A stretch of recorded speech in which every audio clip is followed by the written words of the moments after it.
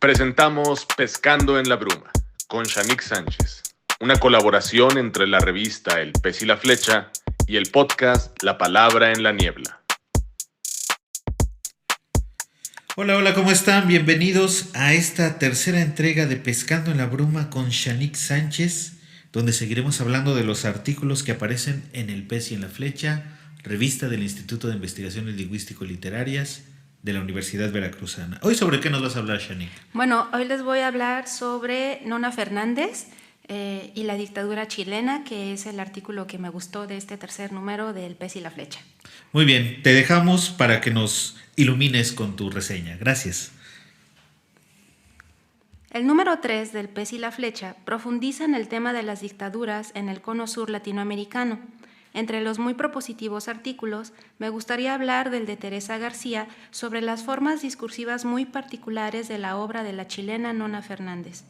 Dividido en dos grandes apartados, en el primero, Teresa Díaz nos introduce a la persona y obra de Fernández en el contexto de los oscuros años de la dictadura chilena entre 1973 y 1990.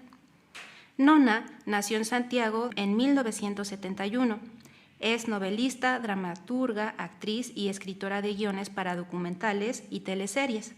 Su escritura, aclara Teresa García, se distingue por integrar de manera recurrente en sus obras acontecimientos reales sucedidos en ese triste periodo e insertarlos en historias ficticias con formas discursivas muy particulares.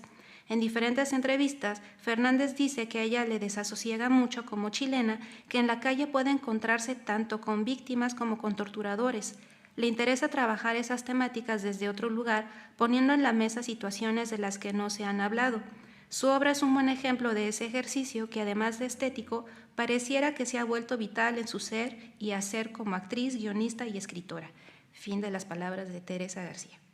Dos características que particularizan los textos de Fernández es que da espacio a los represores, no solo las víctimas, y yuxtapone planos narrativos de la realidad a la que aluden, es decir, ficción, documentales y series televisivas, todo dentro del microcosmos de la narración, como sucede en La Dimensión Desconocida y Fuensalida. Teresa García propone entonces el concepto de huida hacia adelante, acuñado por el escritor César Aira, es decir, cito, inicia el relato de una historia y surge otra, y luego otra más.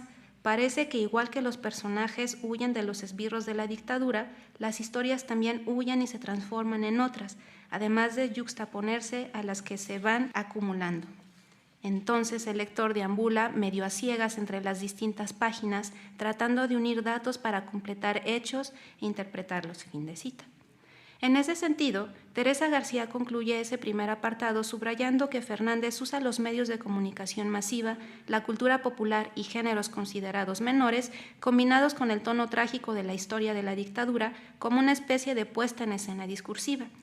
En el segundo apartado, García ofrece un análisis más a fondo de Fuensalida, estableciendo vasos comunicantes no solo con otras novelas de la chilena, sino también con obras de otros escritores como Andrés Neumann y Alejandro Zambra.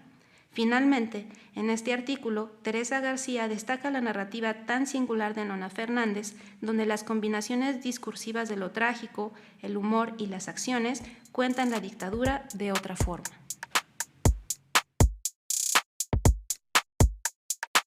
Pescando en la Bruma con Shanique Sánchez, una colaboración entre la revista El Pez y la Flecha y el podcast La Palabra en la Niebla.